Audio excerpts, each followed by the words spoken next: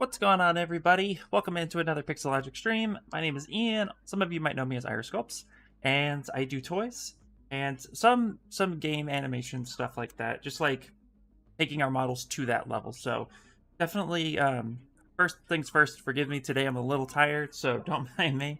Got a bit of a tension headache, so I'm just feeling a little tired today. So I might cut the stream a bit early, but nonetheless, today we're going to go over 3D printing. We're going to go prep for 3D print. And some examples along the way. We're going to take our model we did last week, and we're going to go ahead and get it for prepped up. So if you guys have any questions, feel free to ask those questions. I'd love to handle them. What's up, Brad Cat? How you doing? Cool. So yeah, today, guys, I'm just a little tired. So I might end the stream around 7. Yeah. But let's get to it. Wait for a couple people to come in. Boom. And this is what we did last week, which was really fun. Last week, we kind of prepped this, setting this up. And we just kind of went over like a really nice, clean, stylized way of getting our model on a one-to-one concept. And now we're going to make it actually... No, it's not DuckTales. It's Quaxly. It's the new Pokemon. One of the new Pokemon. Yeah. What's up, Chris? Nichols? What's going on, guys? What's going on? So, last week, too, we had a couple people follow and follow along with it, and then they finished them after the fact. So today we're going to take it all the way to 3D printing. That way, if anyone does 3D print, you guys have something to print. And I'm just going to go ahead and release this file for everybody too. So if you didn't make one, we're going to go ahead and just get this to you. But I thought there's a couple ways we can approach 3D printing, and kind of we're going to keep it as simplistic as possible, so that way we don't go too crazy. But since it is a live stream, we'll try to take those questions and troubleshoot along the way. So I thought this would be fun. What's up, Raytheon? All right. Let's go ahead and start prepping for 3D printing.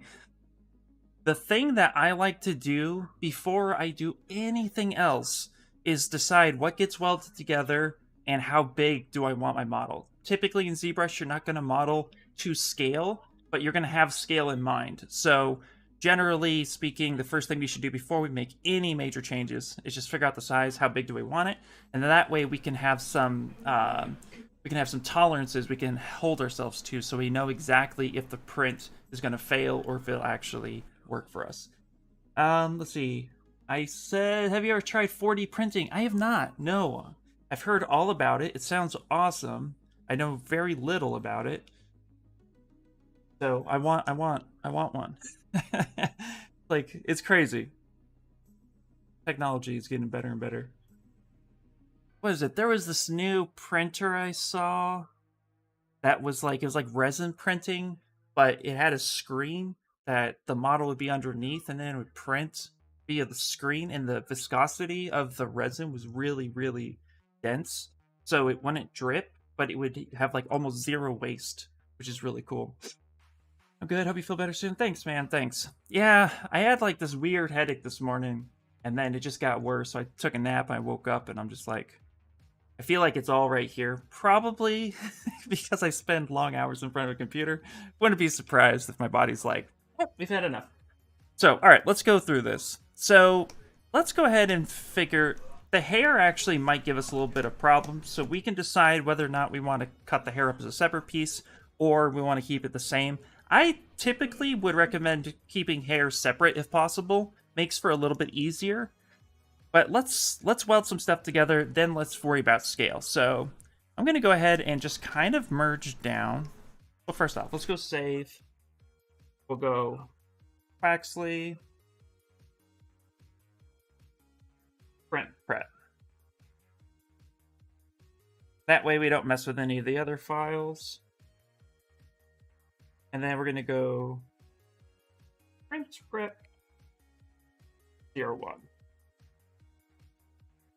There we go. Hey, what's up? How you doing? Welcome in. Yeah, got my water right here, man. Thank you. Hello from Armenia. How you doing? Welcome in. Today will be a good day for a lot of you if you guys are doing any type of 3D printing and stuff. All right. So let's go ahead and merge some stuff together. So I'm going to keep the hair separate, but the eyes, I'm going to go ahead and merge down with the beak and the rest of the head. We'll keep this as one piece.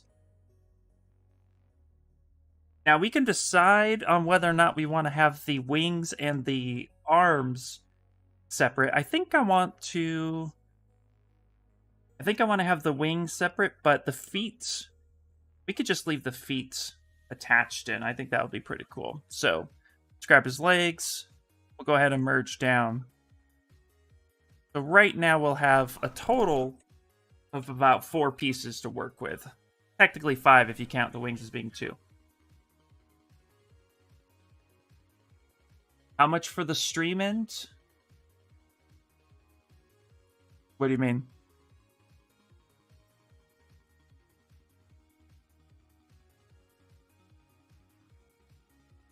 Oh, how long is the stream? Oh, I read that wrong. I was thinking about going to 7 today, so just a couple hours. Yeah, just feeling a little blah today. I normally go until 8, but I'm not quite sure if my head can last. Okay, now we got this. So let's factor in scale. And I'm thinking we can have them like 5 inches tall, maybe. Be a nice little cute print. Yeah, let's go 5 inches. Let's do that. So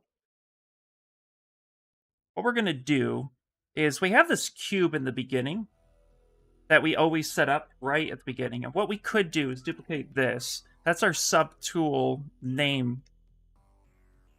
What we're going to do here is we're actually going to use this cube to factor in scale. And so I want this thing, we'll do about 5. Let's do about 5 inches. We can always scale it up from a little bit more. Most 3D prints you can, unless it's something really technical. So let's do about 5 inches. We can always scale it up. But we're going to use this cube, and we're going to call this our QC cube. Basically, quality control cube. I like to set it up so that way I always know that this is the right measurement. So this will be my QC 1 inch. And this way we can make sure that all of our measurements will always fall on this cube. I sympathize. Thank you. Oh, I appreciate you taking the time. Thank you so much, man. I appreciate it. I'm not trying to be... Oh, LOL. I would say if you have any issues regarding that in its nature, the best thing I can have you do is actually just contact ZBrush support and speak with somebody directly at Pixelogic, Maxon, and go from there. That's all I can really tell you. Just go straight to their Pixelogic website and contact the support, and hopefully somebody will get back to you as soon as possible.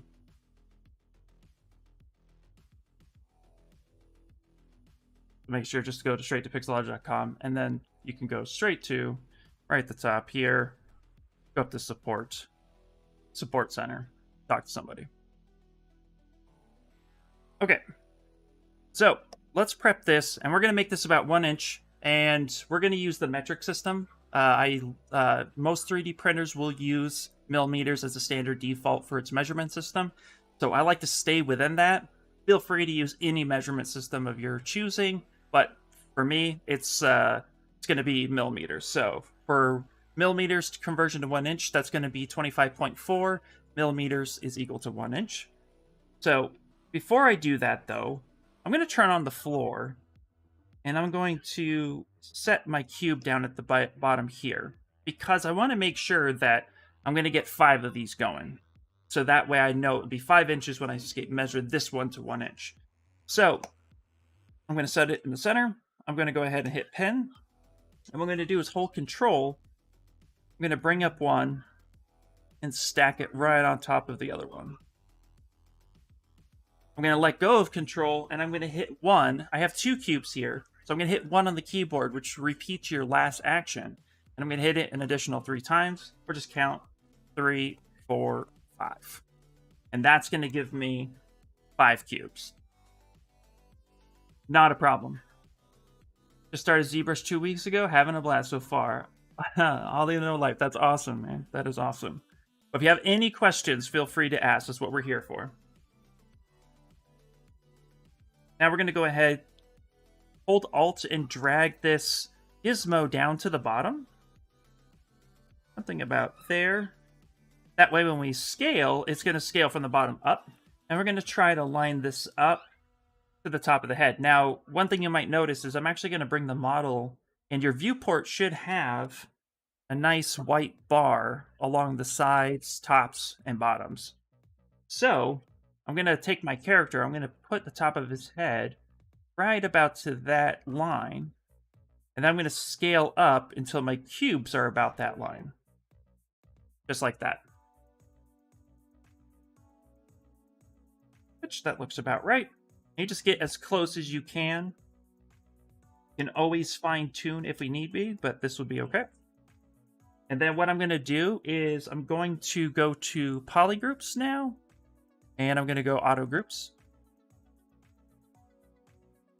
I'm going to select the cube that I want to keep because I only need one. I already got my height set. I'm going to go ahead and delete hidden on the rest. And let's go ahead and save this. Now, the reason why I recommend we scale before we cut anything is because we'll be able to measure the tolerances when we decide to chop in and make our keys so that we know it fits. A lot of printers have a tolerance of like, would say at least a couple thousandths of an inch, 0.002. Like they have a decent tolerance size. So when we scale up and we can control that inner space, we'll make sure that there's enough room for them to fit. And probably sounds like a lot right now, but it's easy, I promise. 0! 0! Okay, so let's go ahead and go to ZBrush plugin. We're going to go to Scale Master. I'm actually going to plug this over here. And then I'm just going to hit Set Scene Scale on my cube. No, you're fine. 0 tolerance, so we get no tolerances. Your timing was perfect. All right. Now with the cube selected, I hit Set Scene Scale, and now we have options. And I'm going to choose the 0.78 millimeter option. And then down here at the bottom, you see we have right under our measurement system, we have sliders, sliders, a sub-tool size. In one of these boxes, it doesn't matter because it's a cube, it's going to stay even. We're going to just type in 25.4, enter. And now we're going to hit resize subtool. And it's just going to resize everything. Now, sometimes you might get this warning, and if you do, that's okay. It's just telling you that that your object is getting larger than the scene and it needs to recorrect. Just go ahead and hit OK, and it went ahead and fixed. And it's always going to zoom in on the thing that you size to. The reason why is, I'm assuming, to just kind of remind you, but it's a nice little reminder, because if you weren't sure what you size to and it's all zoomed in on that, that's actually a pretty decent size.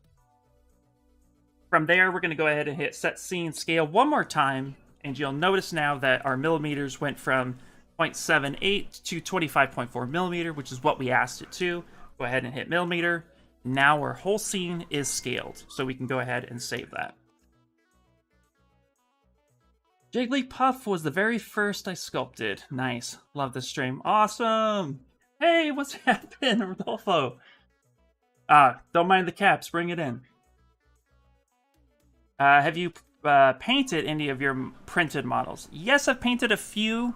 I'm not a big painter myself, but from time to time I do paint a few of them. I'm actually in the process of prepping that Demon Slayer piece I told you guys about. I've been sanding from time to time all week. This weekend, or next weekend, I want to make sure it's primed, and then I'm going to devote some time to paint it.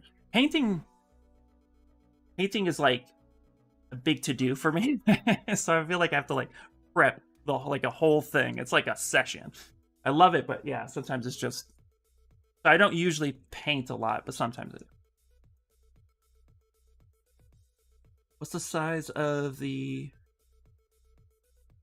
wait, what's the size in Geometry tab now? For me, the geometry right now, it's 25.4 millimeters. How do you fix it being 25.4, but the size geometry is like also high? I might be misunderstanding what you're asking. I could go back over that issue, if, what we just did, but let me see. If basically, but the size geometry is like to there's a size panel.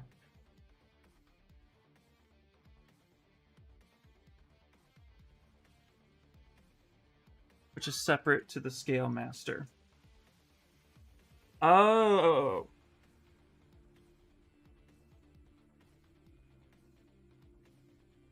Hold on one second. So, what you want to remember, often run into issues where trying to change the scale master messes up in the size and geometry. Okay, so scale master, what the best way I like to explain it, scale master is subtool dependent.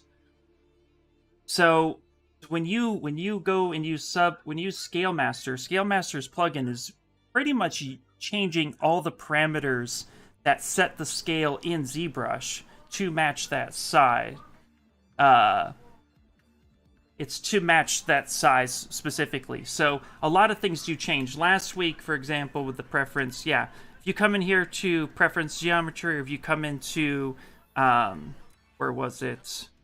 Yesterday, or last week, when it's like actually changing the size itself. And the units, calibration distance, everything changes to meet that size. So when you set up scale, you're defining your scene differently than the way ZBrush does normally. Hopefully that makes sense. I'm not trying to make it super complicated. If you're trying to mess with your units through any of these options, or even down here under the export, you changed this scale slider. That's being changed when you utilize Scale Master. Scale Master is just a plugin, and all that's doing is it's actually taking all those functions within ZBrush and manipulating them to what you told it to do. Right, but sometimes that normal isn't normal for ZBrush. ZBrush prefers everything to be sized around 2. But you're... No, so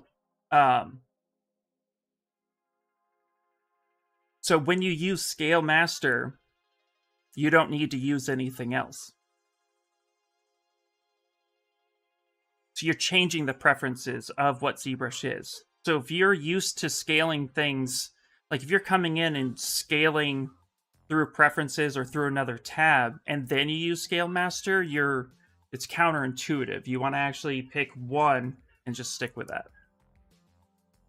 Does that make sense?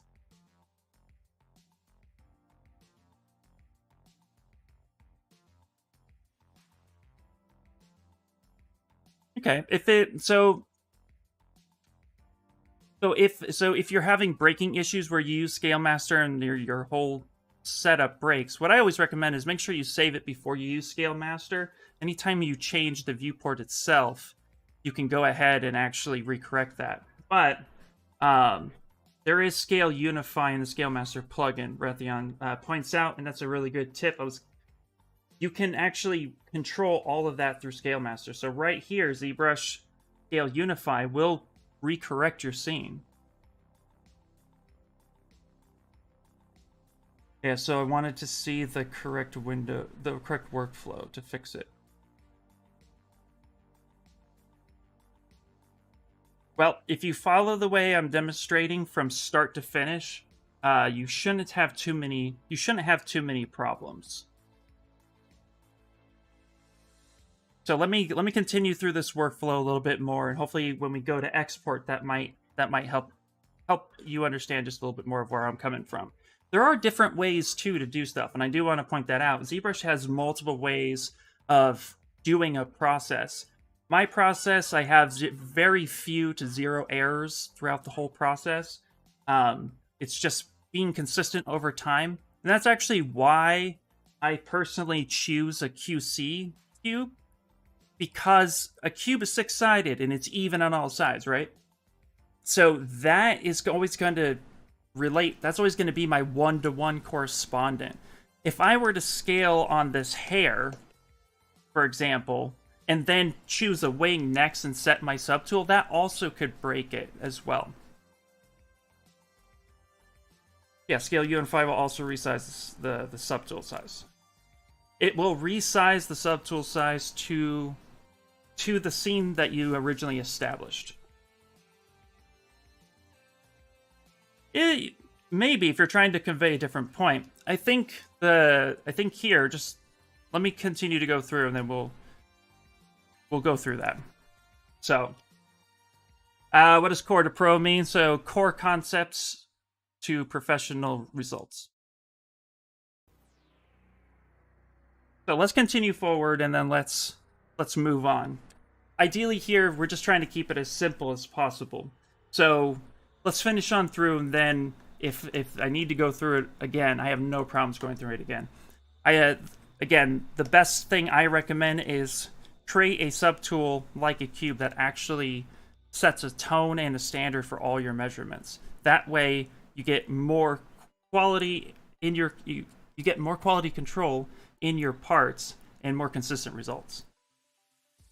But I highly recommend that when you use something like Scale Master, just stick with using Scale Master. Don't change any other parameters until you get to exporting, and then I'll show you what I do there.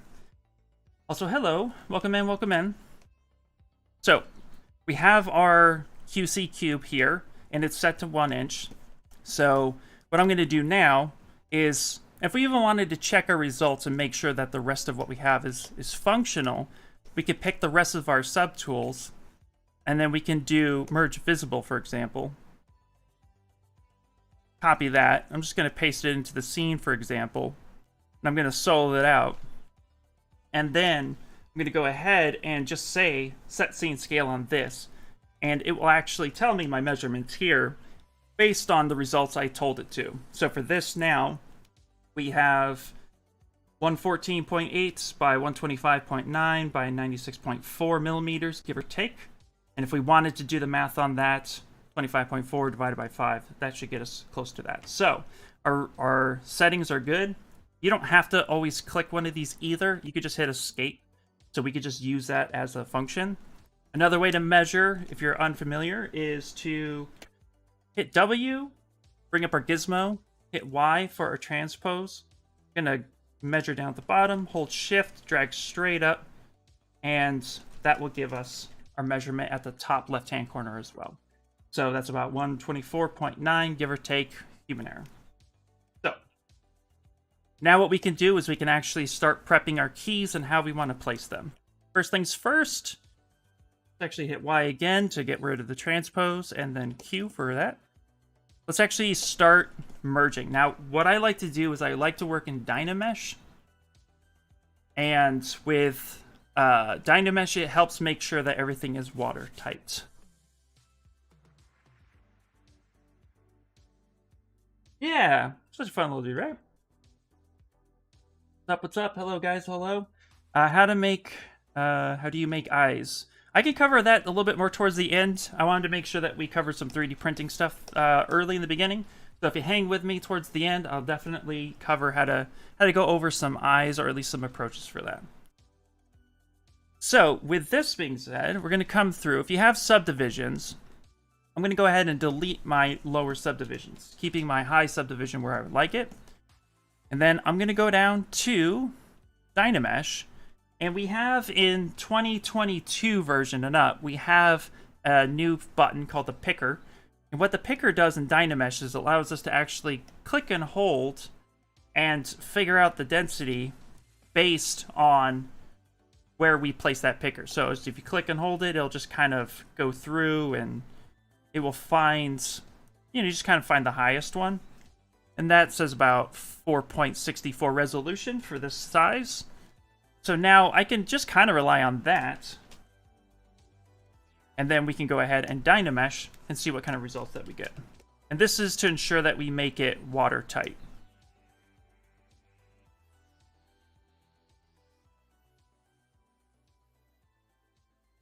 what's happening? Came at the right time for keying. Heck yeah. There's also remesh by Uni. You're absolutely correct. I prefer Dynamesh just because for me, my workflow, I just know it and it just works. What's up? What's up? Good morning. Good morning. Hello. All right, Sparks. What's happening?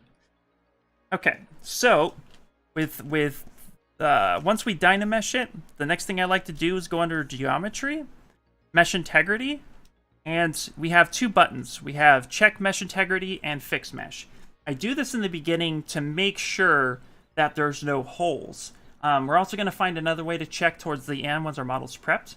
But in the beginning, when we're going through and changing our geometry, we can go ahead and hit Check Mesh Integrity. And this will ensure that the mesh is at least watertight. If not, there's no weird flipped normals or anything. And if there was, we'd be able to fix it and then check again. And we're going to do this for each of our subtools.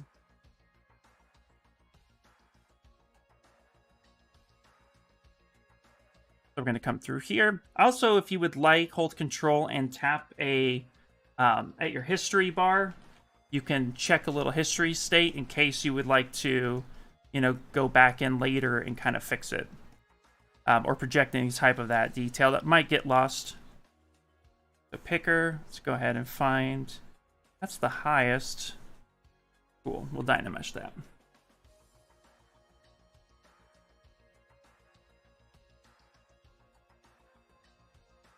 Add a cube, resize it to 25mm, it changed the size of geometry, also 25, then set scene scale to millimeter. Great, perfect. Let's see, sup all my people? Yo, IR here through this monitor speaker, sounds awesome. Nice, nice, nice. Let's see here. Now the size is 25, which means ZBrush initial scaling is messed up, but then Dynamesh acts weird.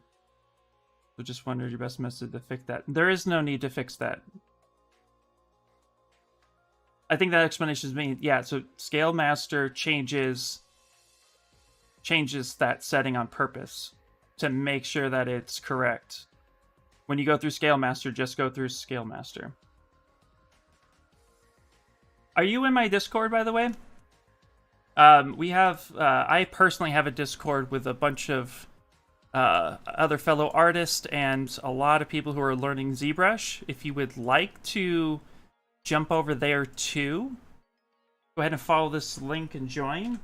And yeah, share that screen grab, and I can get somebody to look at that for you too. Is it easy to 3D print with STL? Yep. Absolutely it is. Down at the bottom of that link, just go straight to the Discord. It's a much easier way to send stuff as well. And then we even have a lounge there too. So like after streams, whoever's in there, or maybe later this week, if you ever see me in the lounge, which I'm in a decent amount, we can even go over that a little bit more too. But there are some amazing artists in that Discord as well who love to help besides myself. So you'll get some really good help there. What's up, Matt? How you doing? Just a quick reminder, because we've been streaming for about 30 minutes. I had this crazy headache that hit me earlier today, so I'm only going to be going to 7 today. But we'll have this thing, 3D prints ready by the end of that stream, so no worries. I usually go to 8, but I'm just kind of feeling under the weather today, so I do apologize. Oh, that Discord sounds cool. I've been sculpting for a while, but just got my first 3D printer in the mail, so this is perfect. Awesome. Yeah.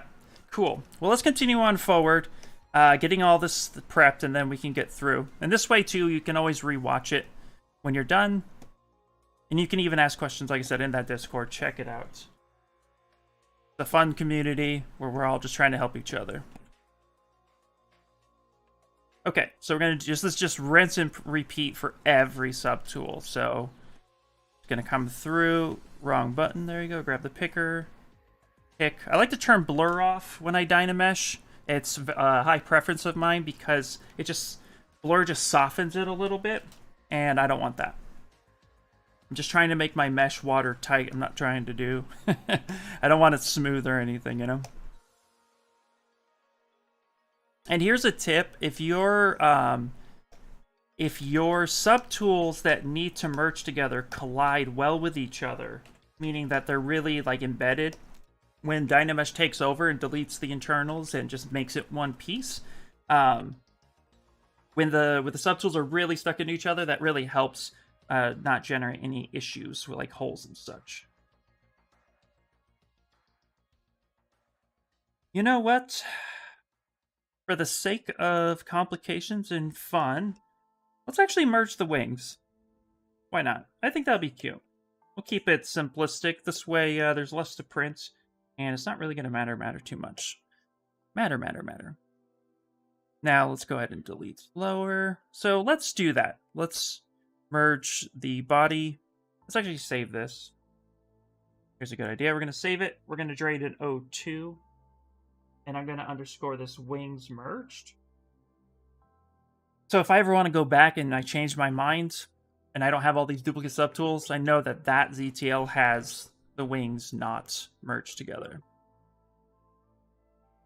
Merge that down. I'm going to swipe to merge that together.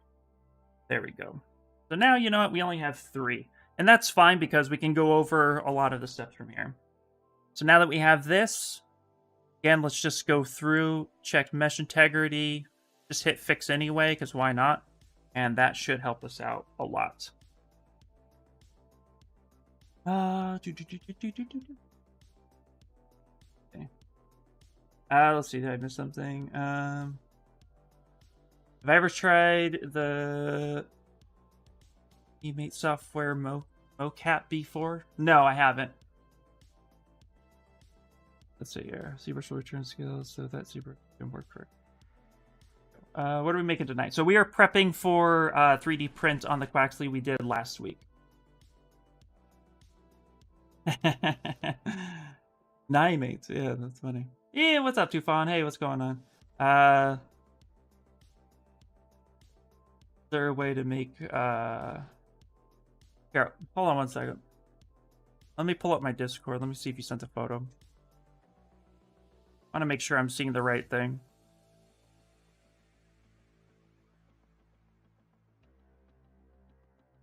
Oop.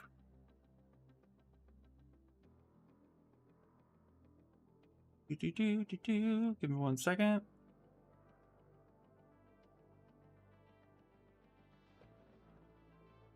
Oh, okay. You guys started it? Perfect. Thank you. Is there a way to clear mass on all subtools? Not that I'm aware of. Honestly, you just have to go through and clear your clear your subtools.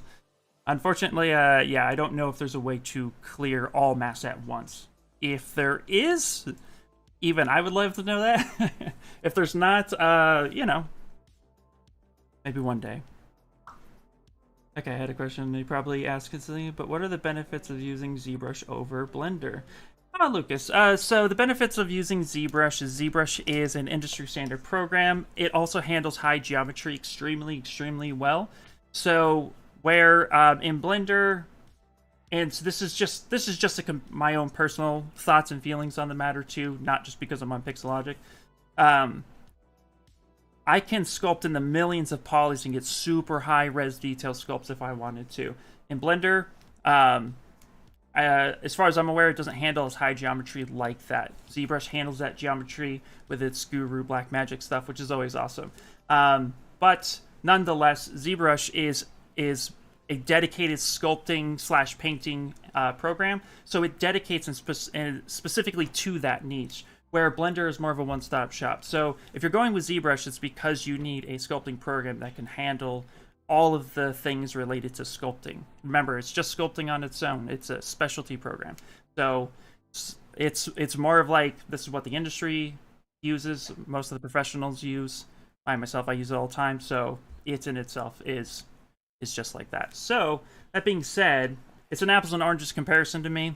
Blender is an amazing tool for anybody to learn. Absolutely. You'll hear me say it all the time. But if you want to be serious about sculpting, have a career in sculpting professionally, ZBrush is the top program in the game. So, highly recommend.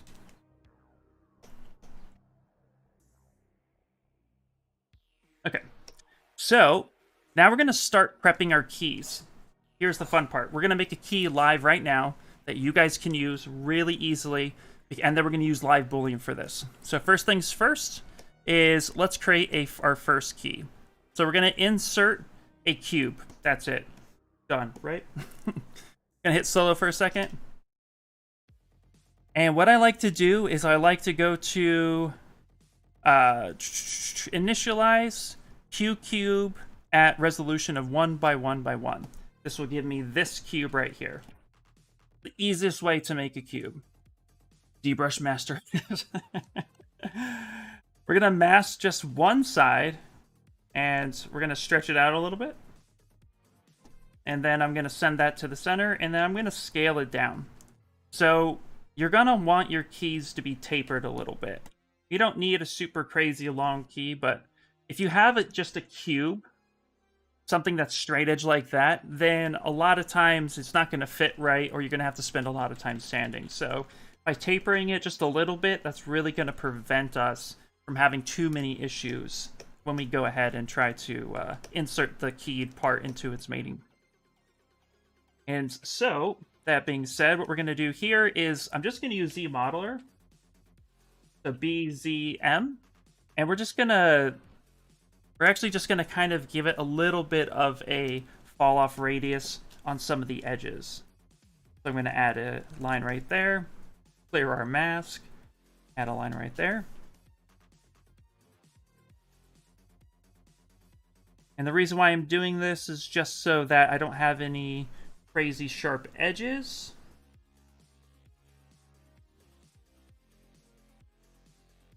Because those sharp edges will actually cause a little bit of conflict. So I'm just going ahead and you don't have to be too precise. But the reason why is when we subdivide, this is actually that sharp edge is going to smooth. And we want that slight smooth edge. We don't want it super crisp. And we're just going to subdivide maybe like 3 or 4. Nothing too crazy. We don't need it super dense. And we're just going to delete lower. So now we have our base cube here that we can use for slicing. So we'll call this our key. And now what I like to do is just kind of place this. I like to place them where they need to be. So we're going to turn on transparency. I'm going to duplicate one key so I always have an original. And we're going to scale this down. And what's fun about this is we can kind of just fit it how we want it. Just going to kind of squeeze it down and hide it where we need it. Something like this. And we can even elongate it if we like. Totally up to you. Best part is we don't need super crazy keys. We just need them placed primarily, if we can, in the center of where it's going to connect. Something like this. Put that body back.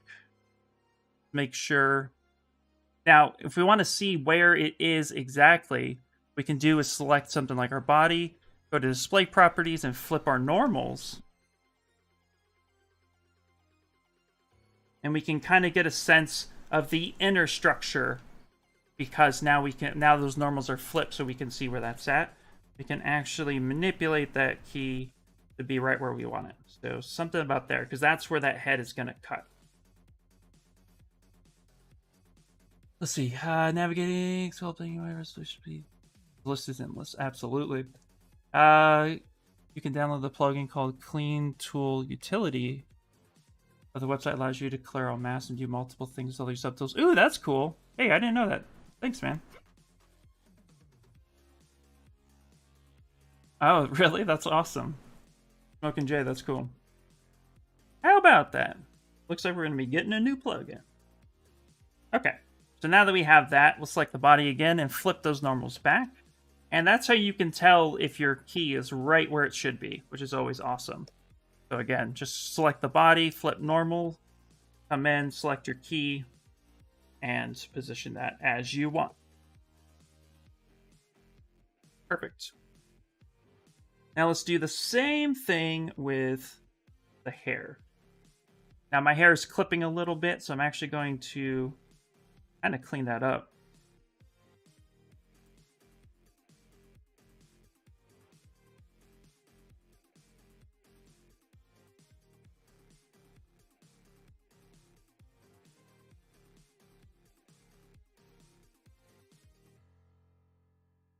little bit.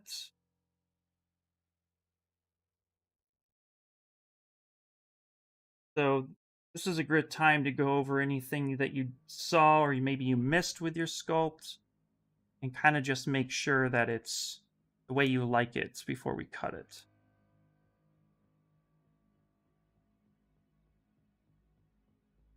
I don't know about you, but I will definitely find something that I missed when I come back after working on a model. There we go. And I'm even going to take H polish here. For a little bit more.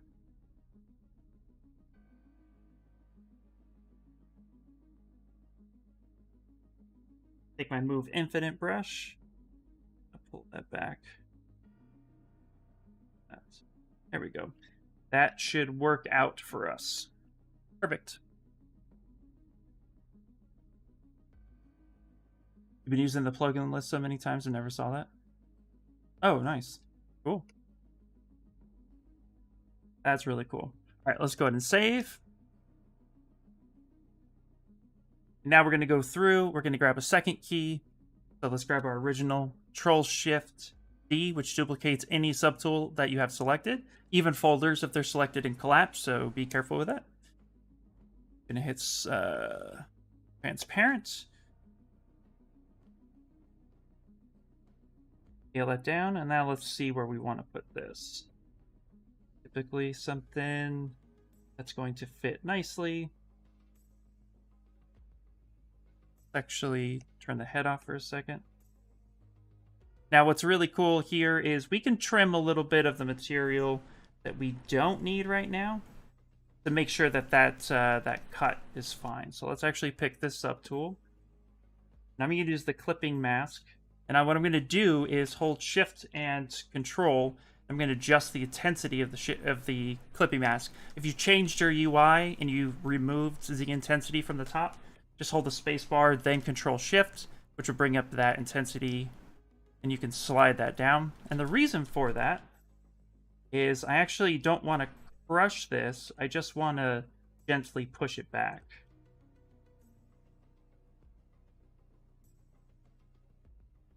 And then I'll go ahead and kind of clean up the rest using like trim, dynamic, or H polish.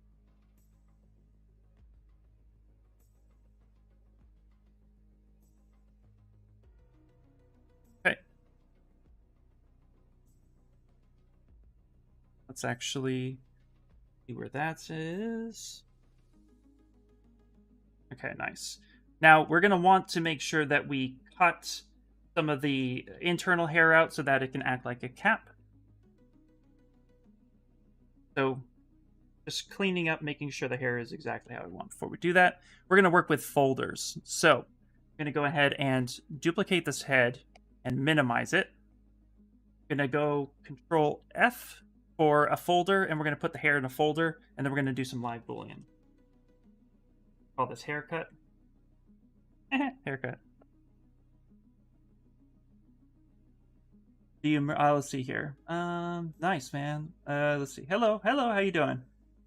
Do you merge that part? We're gonna be cutting right now. I like to just kind of clean up where the cut's gonna be, because sometimes you can have, like with live bowling, you get little floaty bits somewhere if you end up cutting a lot of geometry at once. So I try to cut down on some of that geometry, clean it up so I know it looks good the way I want it, and then I'm gonna cut into it, and then we'll make sure it's nice and clean. I'll be making a cell shade? No, not at the moment. Okay. So, I'm going to take the copy of the head, and I'm going to put this inside the head. Now, what I like to do is I like to inflate the cutting piece by at least one deformation once my scene is set. This is kind of a number I've generated over the last couple years, figuring out cleaner workflow methods. And this is why I set my scale right away, because then you get a little bit more consistent numbers. So what I'm going to do is I'm going to make sure that my hair and my head are visible. And with the head selected, I'm going to go down to deformation. And I'm actually going to inflate by like 1. Maybe 2. 1.5. 1 to 1.5. Just a little bit of an inflate so that we know that the head itself should fit naturally into the subtool. When you 3D print, there's always a little bit of shrinking, so we're counteracting that by cutting the head, cutting the mating pieces just slightly bigger so that it should fit in nice and easy. So with that, I'm going to come through. Now I'm going to select the head to have a cut icon. You can see right here on the subtool. If you're new to ZBrush, we have different little Boolean options. We have just together, one solid Boolean, then we have like a subtract, and then we have, oh my gosh, an intersect. So we're going to set it to cutting, and then when I turn on live Boolean, this is going to happen. Now you can see little floaty bits kind of floating around inside. That's normal. That's you're always going to kind of see that little bit, but those bits should go away once we make the cut, which is why I spent some time cleaning up the internal before just slicing. Just something that's helpful. Now, before we make that cut, I'm going to select the actual head, the head that we're going to be using, and I'm going to see how big that space is. You can see here, there's just a little bit of space between the head and this hair subtool. And that is so we make sure that it's going to fit nice and easy. You can come in and measure that if you would like by bringing up the transparency or the transpose tool, clicking here and trying to go right there. And that is a 0.1 millimeter gap, so that might be a little too big, but we can go with that. It's still not terrible. So that gives us a little something. I'll also allow for some glue spacing, which is super important because you're obviously going to want to glue it. And if it's like skin tight where there's no spacing, then the glue can't flow and then it can't harden, which means it's gonna, you can actually end up breaking 3D prints that way because there's just too much pressure. Get some water. Let me know if that makes sense. I want to make sure I'm explaining it right. Now, what we can do is we had that extra key. I believe was right here. And what we can do now is make sure that that key gets placed in a good spot. So, with that key, we can bring that into the folder. Turn that on. Now we can set that key inside. Right there.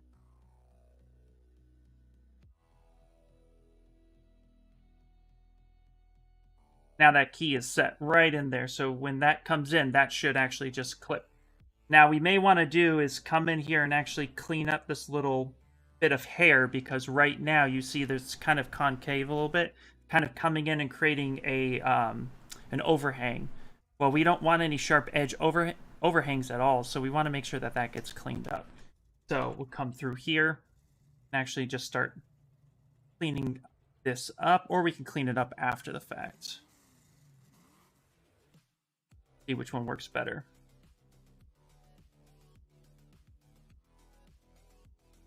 Live Boolean, we can actually get some cool results. See if that works out.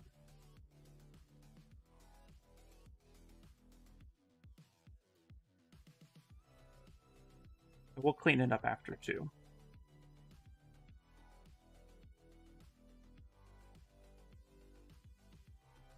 Hey, making figures. Welcome in, welcome in.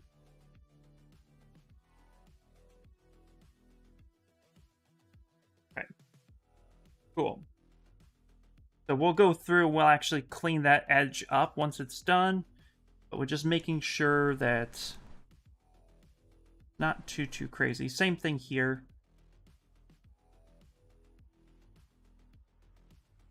You just don't want any real crazy overhangs, because those overhangs will actually cause issues later.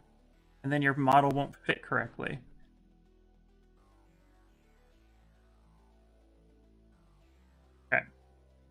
That should do it. Perfect. So now we're going to go ahead. At this point, too, if you guys would like, you know, you can just work without color. It's up to you. I generally, at some point, turn it off because it's easier to see mesh integrity issues, making sure, you know, you're not disrupting too much. So now we're going to come in and do Boolean folder. And that should give us a nice, decent subtool. Here we go. Nice. There it is. It's looking pretty decent. Okay, so now we can come through. Take the trim dynamic. I'm going to lightly clean up this edge a little bit. You can even just kind of smooth it down. But it's important to go over all of those edges and make sure that they fit correctly.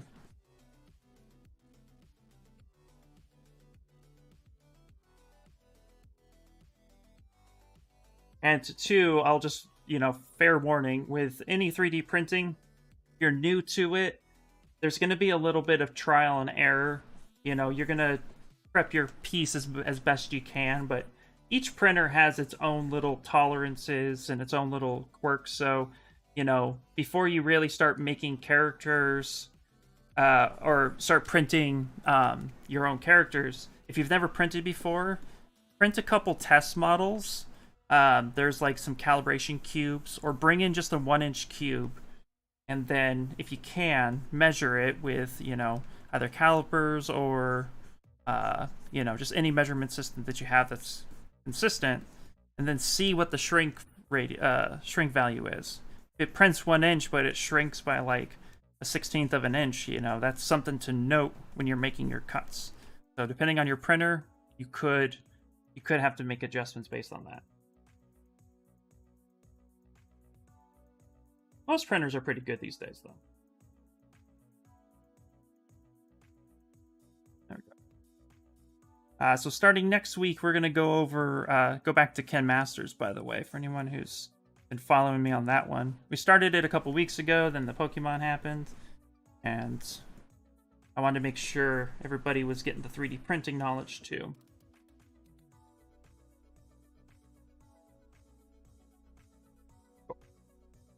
Now, of course, we can take the actual piece and make sure that if we adjusted too much or we cut and it wasn't quite ready, you know, we can make sure that we didn't mess anything up in the cleanup process, which it's looking pretty good.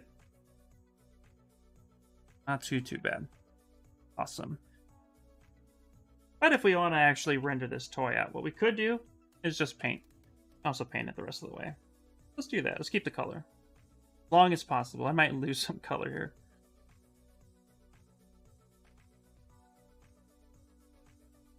Does the lines have to be clean? You want them as clean as possible, but no, they don't have to be. They don't have to be perfect. You know, obviously, the cleaner the result, the more you take your time with it, the better results you'll get.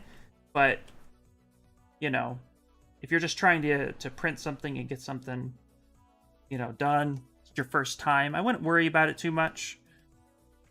I'm actually telling myself not to get too crazy here. There we go. So now what we need to do is we actually need to make sure that we cut the connection point for the head. We need to do that next. And then we just go to the body, and then we do that, and then we have our part. Then we can export. So let's go ahead and save. And I recommend keeping your folders as long as possible, because you never know. If you make a mistake somewhere, you need to go back. It's always good to have to save periodically, but keep your cutting folders as long as possible. So now we can do one of two ways on cutting the head. We can actually, because this, when you Boolean something together, they're not merged together. We're going to have to merge this back together again. Right now, this is actually, Boolean doesn't merge completely, so I can either...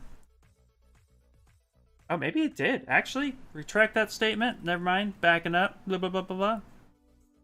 It did merge it together pretty well. Great. I've had it where it didn't before, so that's where I was coming from, but don't mind me. However, we do need to check the mesh integrity. So again, apologies, I made a statement that was not true. Let's check the mesh integrity. This is good. Okay. Well, if we have any weird issues with it, we'll Dynamesh one more time. That's the way I used to do it. But let's continue forward.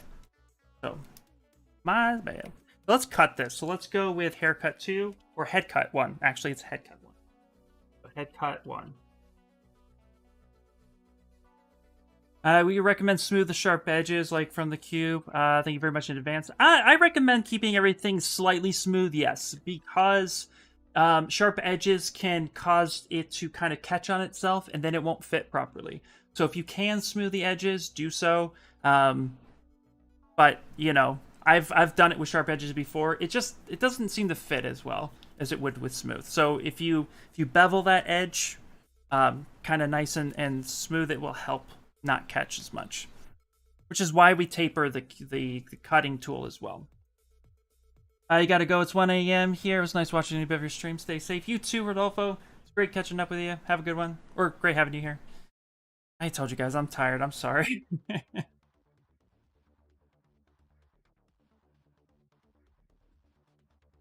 My head has been fogged all day long. So don't mind me. Okay, so now we're gonna cut the head. And this time we're going to do the opposite, right? I'm going to keep the hair. I'm going to duplicate that hair. I'm going to plop that in. And then now we're going to focus on cutting just the head and the hair. And we already did an expansion on when we first cut the hair from the head. We don't need to do that again unless you really think it's not going to work or you want to recut that, but we don't have to. Yeah.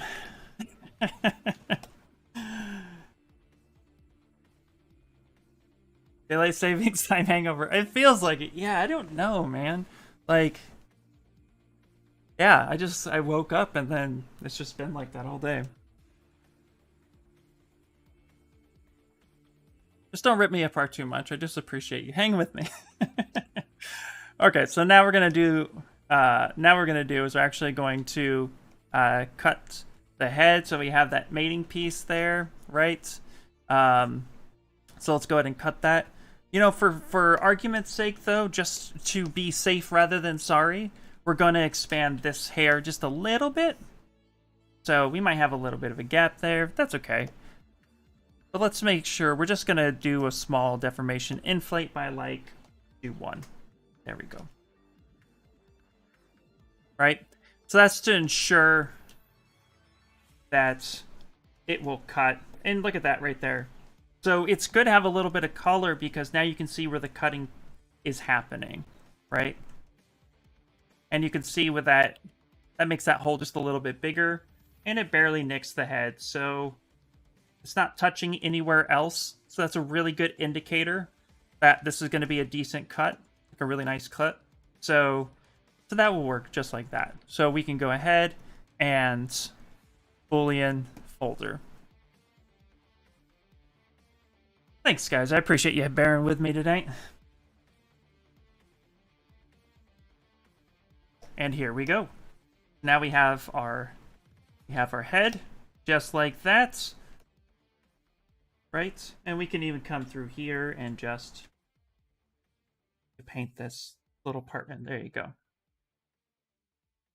Now, I'm doing this one cut at a time, but you could, once you get more comfortable, cut multiple things at the same time. It's important right now that I just wanted to show you one piece at a time, but if I was doing this for production and I needed to get it to the manufacturers, I would take my body cuts and my neck cuts and the top of my head cuts, and I would put that all in the same folder. So just for demonstrations, as we're doing tonight, I am doing it one by one, which is a little much. So if when you can combine your cuts together, feel free to do so. Save and hydrate. Thank you so much, man. I appreciate you. Let's see here. Thank you for the clarification. It's great to watch. Yeah, you got it. Sorry if you said this earlier. That's okay. But is there a place where you can find the expansion percent of certain resins? I I would check the manufacturing spec. I'm not quite sure. I don't have a list or a place I find. Usually what I do, and a lot of people I know who 3D prints often, what they do is when they get new resin, they just print a calibration cube and a couple rangefinders, because different resin has different exposure times as well. So usually you run like a rangefinder or a calibration test, and then you measure. And then so if you know, oh, that cube is 1 inch and it's like 1/64th, less than that, then you know that that's the shrink radius, or the shrink factor. So I recommend just doing a test print. It's your fastest way. But if you were to check anywhere, like I said, check the manufacturing specs. Maybe check some forums online too, Reddit, see if anybody has actually like grabbed that. But you have to remember, resin is temperature sensitive too. So I print in California. If you're in, let's say, Alaska, well, our geography is different and our temperatures might be different. So, where it's 70 degrees for me, it might be 35 degrees for you. So you kind of have to, if you have a controlled area in which you can make sure you monitor the temperature and it's regulated, then you'll get a lot better results. But usually I just recommend test your resin, see how it functions for you, and then mark those down, and then you know. Yeah, no problem. A-Smash. Not a problem at all. Okay. So now we have... So what I like to do too is I like to rename and say that this is Paxley Hair Final. So that way I know that this part is done and it's ready to go, right? And then I'll kick that above my folders. So I keep all the things I'm still working on below my folders, and anything that is just done, I actually make sure that those stay below the folders. It's kind of my own little checkup spot. Formlab printers heat the resin to 31C. Ooh, I need a Formlabs. Okay, now what we're gonna do is we're actually going to focus on the body next. So we're gonna go ahead and call this the body cut. Actually, my Epax 3D printer, my resin printer, kind of went kaput, and they don't support it. I got like the first gen Epax resin printer, so I will be in the market for another printer soon. Probably not Formlabs. As much as I want it, I can't afford it right now. But nonetheless, would be nice. Okay, so I'm gonna leave that key hidden right now. Right now, what we're gonna do is we're gonna take body and we're gonna cut just like that. So we make sure that that's gonna be there. And I'm not worried about the expansion right now. We're just gonna go ahead. Actually duplicate this. Forgot to duplicate the head. Let's hide it. Perfect. So now we're just cutting from this section right there. And I'm going to go ahead and boolean that folder. Yeah, I can't do that. I know, right? How much are they these days? Last time I checked Formlabs, I think they were $3 grand-ish. Yeah. One day I will have a Formlabs printer. I guarantee it. Today is not the day, though. Okay. Now what we're going to do is we're actually going to find the key that we need, which is right here. And let's make sure it's still in a good spot for us. That's important. We kind of pre-prepped where that key would go. And that actually looked like it'd be a really good spot. Cool. So now I'm going to take the head and I'm going to merge this down together because we created a female mating spot here. Now we're creating a male spot down here. So this is all going to come down. So the head will fit into the body and the hair will fit into the head. So now we're going to go ahead and merge that down. There we go. Something like such. It's actually pretty good. So now we can actually adjust and see, oh, is that deep enough for what we want? And if it's not, you know, again, we can come here, auto groups, grab it. Maybe we go just a little bit lower. Not too much. Yeah, something like that. Now for this isn't merged together. This is actually two subtools. It's not Dynameshed. I'm going to want to Dynamesh this together. So I'm going to create a history spot at the top here. Make sure that that's marked in case I lose any details. I can project it back. And then I'm actually going to go to Geometry, Dynamesh. I'm going to go ahead and grab that picker and make sure I find the highest resolution that it's working with. Turn blur off. And now I'm going to go ahead and Dynamesh that together. So now that's going to merge the key to the head.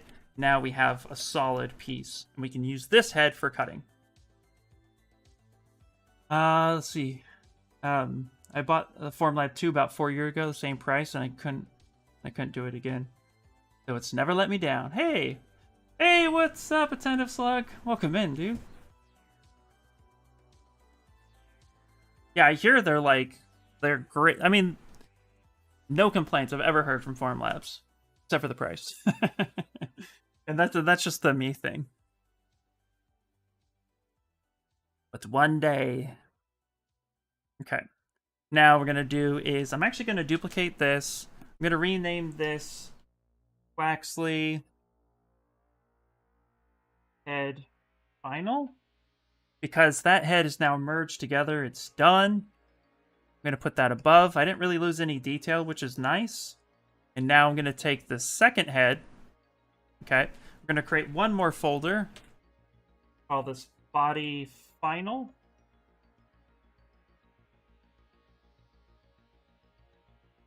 Hello, Eric. Welcome in, welcome in. Oh my, oh, wow. It's about 144 pounds a liter. Oh, wow. I can only imagine. All right, let's drop that head in there. And now, as you guys notice, it's a very rinse and repeat process. With the head, we're going to expand the head just a little bit to make sure that the male and female parts that are supposed to go together correctly. So I'm going to go to deformation, and I'm going to inflate by like 1.5. That seemed to be a decent number, but we'll check it once we're done.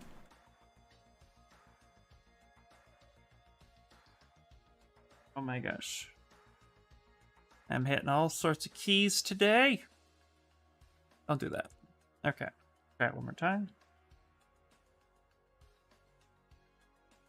Okay. There we go. Let's inflate. 1.5. There we go. That slight increase. And we'll check that towards the end when we're done. Let's set that to cutting. So now we have that's sitting right in there. And then we're going to go through and boolean that folder. And then that will cut and merge together. And then we're just about done. Now we need to just check our parts and make sure that they are what we want them to be. And there's a couple ways to check this.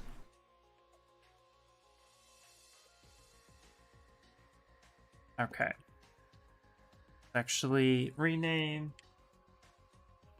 Actually Body Final, and let's go ahead and save. Up until this point, if you guys have any questions, feel free to let me know. Oh, okay, cool. I'll check it afterwards. Okay. So now, there's a couple things I like to do to make sure that my parts are correct. First things first, let's do an explosion view. Let's make sure that we have our cut part, the hole in the top, mating piece. Boom. That's nice. Now, we also want to make sure that the part sits correctly and nice and clean on the desk. So we're actually going to just take our knife tool, and if you take knife curve, if you have perspective turned on, if you're used to using perspective when sculpting, for all of this, I recommend turning it off, just because you want to make sure that everything is as good as possible and that you're actually cutting straight. And we're going to come through, and we're going to just clip right there with the proper subtool selected. Boop. There we go. That's going to sit nice and flat on the desk, which is perfect. It's also where you can stamp anything that you do if you want. If you wanted to like just embed your name or something, you can stamp it in there. It's up to you. That's a Boolean cut if you would like to do so. I use an Elgu Mars and Saturn. They are great. I like that the resin's like $35 a liter because of Amazon. I don't need to keep a supply. Exactly, right? Yeah. Yeah, my Epax X1 was basically like Elgu Mars, the size, and it was one of the first dual Z-axis printers to come out. It was really expensive at the time. I paid $500 for it, which is interesting now because like the 4K version's almost $700, $800. But nonetheless, it was like that. The Epax printer was made for like dental work, so I knew I'd get a really good high quality out of it.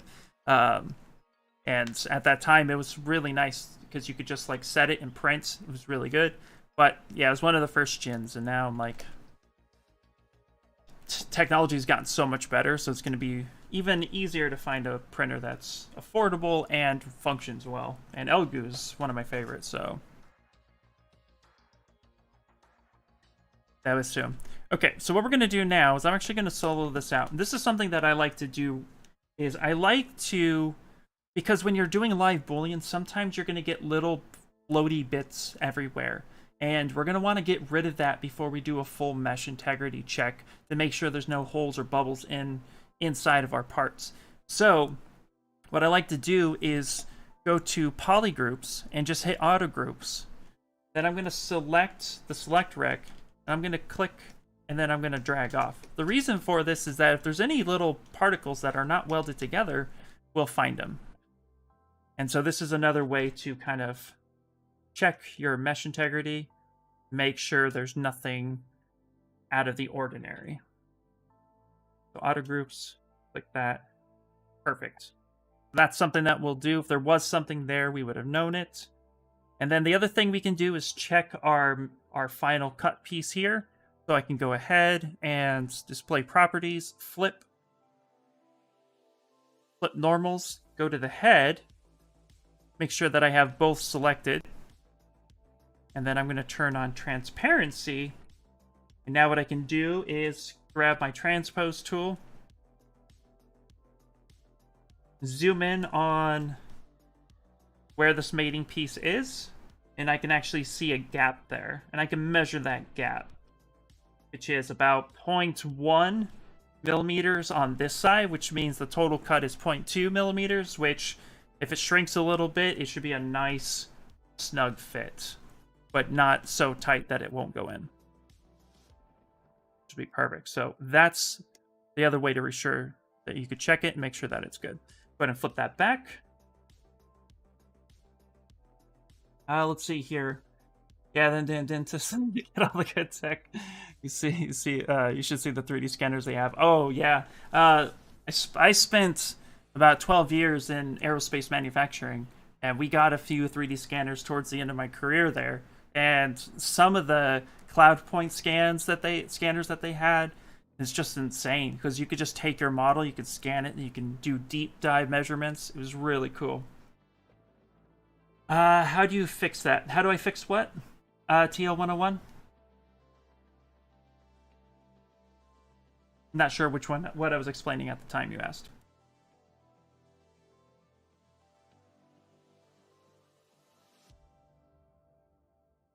Go and save.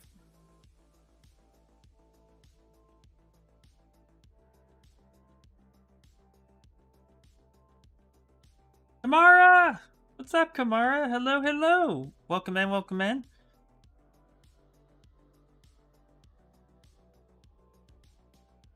The bulletin? What? Sorry, I'm drawing a blank. How are we checking for the Boolean itself? Oh, so checking the Boolean to make sure there's no floating geometries. Fitting in. Gotcha. Thank you. So what you do to check that is select your mating piece and go to display properties and flip so that your normals are inside out. And then from here, select the part that's supposed to fit into that cut. So we're selecting our head. And then you want to turn on transparency. The transparency will allow you to see through your model. So we're going to click on transparency.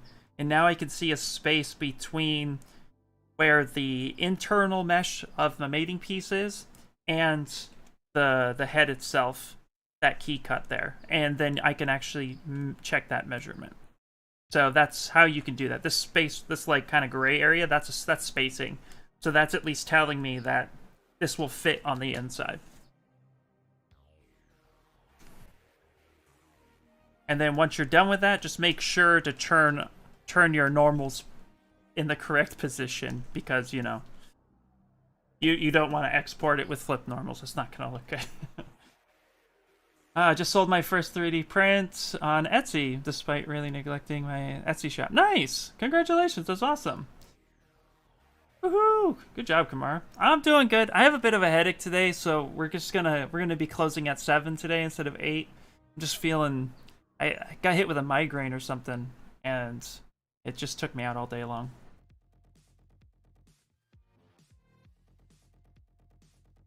Okay, cool. All right. It's a great question, by the way, TL101. That's a technique that I picked up. Somebody else showed it to me. I forget who. It was a few years back, but it was one of the greatest little tips I learned from checking it. There's another way we're going to check our model itself. So what we're going to do is I'm going to go ahead and save as now that everything looks to be correct. And I'm going to underscore final. Okay. And we're going to go through and delete the things we don't need. So we don't need these folders anymore.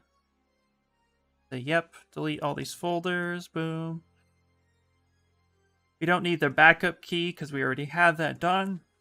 So now we just have our models here. I like to keep the QC cube to make sure that when I set scene scale, again, if I need to check my scale, or when I export, I actually have a way to check to make sure that it exported out correctly. Because sometimes, I don't know if anybody's tried this before, but I've exported STLs, and I thought they were 1 inch, and they were like 10 inches. So, you know, that's a good way to check it.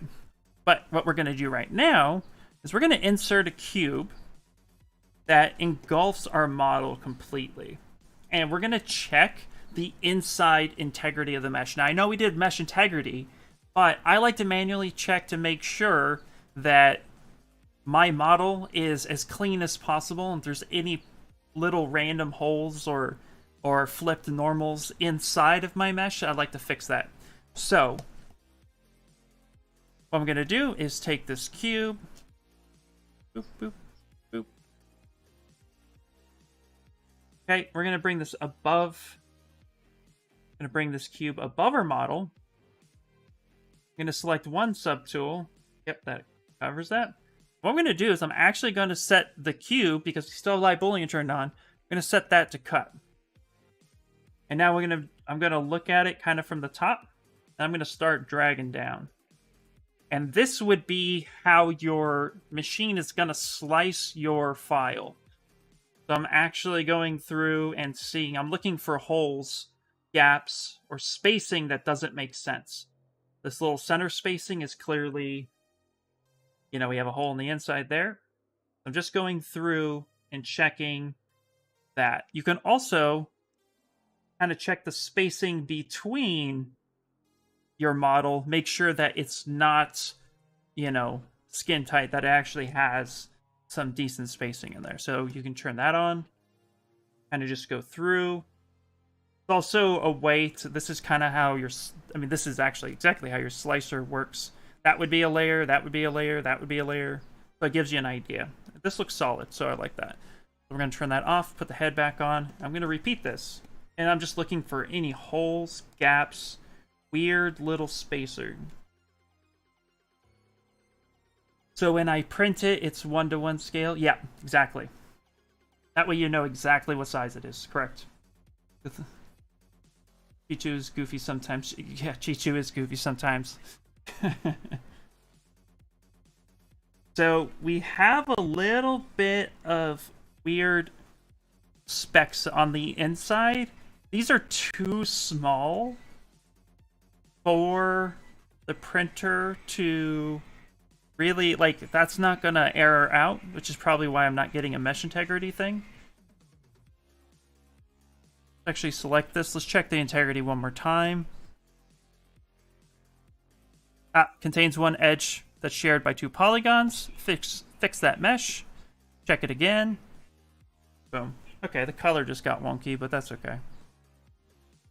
We don't need the color. I knew that was going to happen. There we go. All right.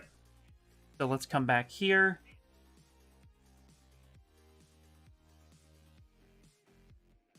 And some of these specs might be because of the live boolean as well. So it did have a little bit of an error in it, but that overall, I think that will print just fine.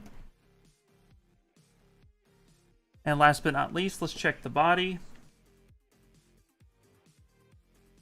Bring this down.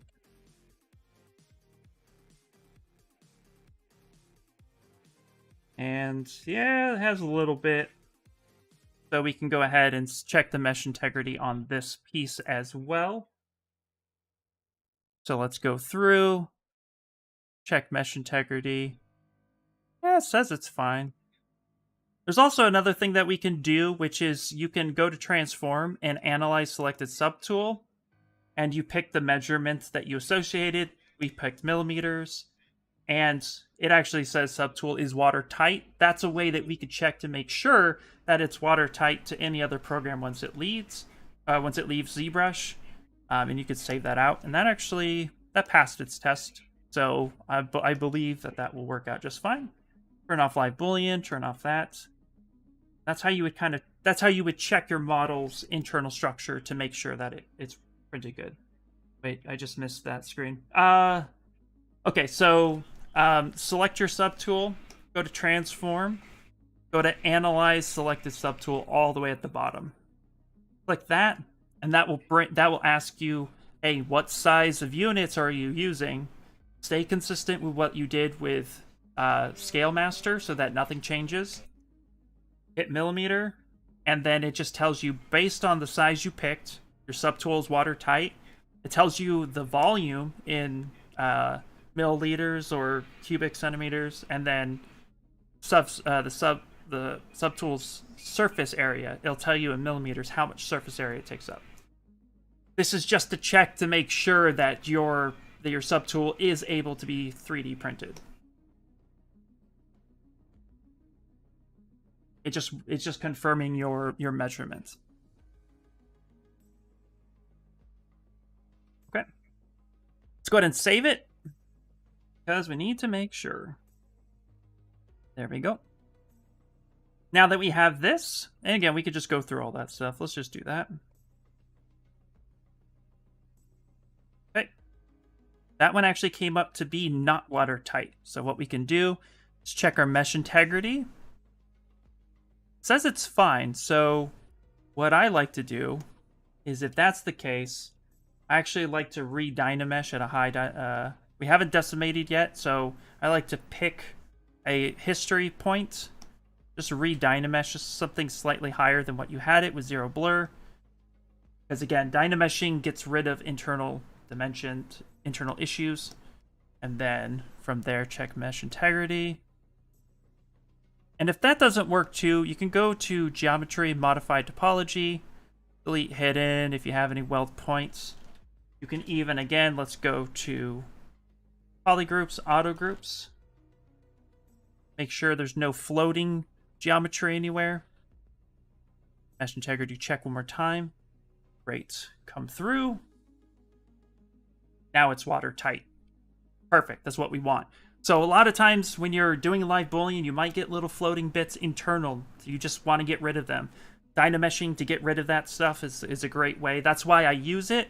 Again, I know you can use Remesh by Union as well if you're comfortable with that workflow or you're trying it out.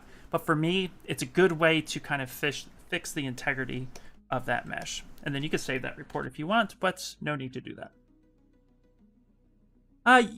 Fill holes. The reason why I don't rely on just fill holes is because if there are two connecting spots that kind of are facing in a weird way and you fill holes, sometimes it can just like, it can cause mesh collision, and you're trying to remove those from each other. So Dynamesh is a quick way to do that.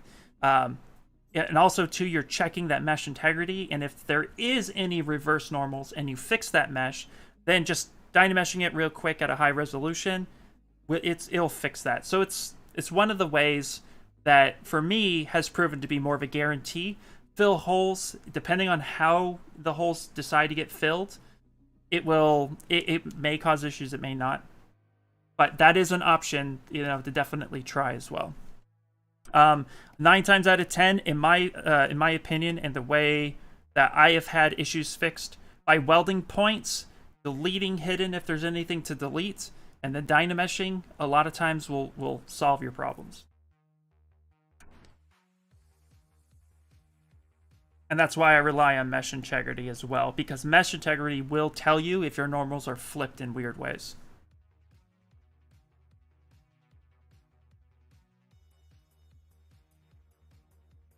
Okay. And let's do the hair next. Check it, analyze, watertight, perfect. That one was easy. So we only needed to really fix the head, and that is a-okay. Cool. Now let's get this exported and see how it works, because we're basically done now. Now, of course, comes the part where we slice it, and then we get it ready for 3D printing. Yeah, not a problem. So we're going to go ahead. Now, this is what I like to do. This is kind of my my approach to it. So again, depending on how you want to approach, for me, I like to confirm my because I have my QC cube, I'm going to select that, and we're going to use under Z plugin. We don't need to use Scale Master because we've already set that scene in the beginning. So what we need to do is go to 3D Print Hub, but we need to tell 3D Print Hub that, hey, Scale Master changed our settings, and we need to use those settings in order to export the STLs out correctly. If I just pick here, go to export, and pick OBJ STL, it might be the right size. You could try that, but I like to go through 3D Print Hub because the way Scale Master works, it kind of corresponds correctly when you update the size ratio through there. So, make a crazy explanation simple. Just grab your QC 1-inch cube that we set scene scale with, go up to Z plugin, go to 3D Print Hub, and do update size ratios. And now it's going to ask you, and you're going to pick the same thing we did for Scale Master, which is 25.4 millimeter. Now, if we go here and we take a look at our sizing, it now updated that to 25.3998 semantics. Now what we can do is, I like to just get rid of this top cube right here when it's the naming convention. So if I save that real fast, and then just delete this one, because it's going to export all these subtools out. So I'm going to export to STL, and then from here, I'll call this folder Quaxley STLs. And then I'm going to just go ahead and say save. And I like to, because I named everything, I like to stick with the same naming convention.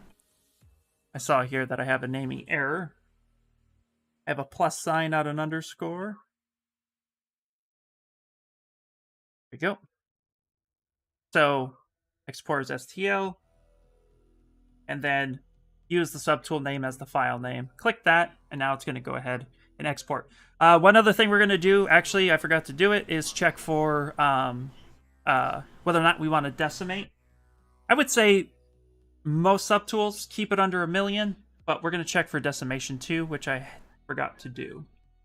And that's just to keep the file size down as best as possible. But those actually exported out well because they're not that high. Hey, MyFark. Hi, I'm trying to sculpt with the mouse, but it looks bad. Should I keep trying, or should I buy a tablet for sculpting?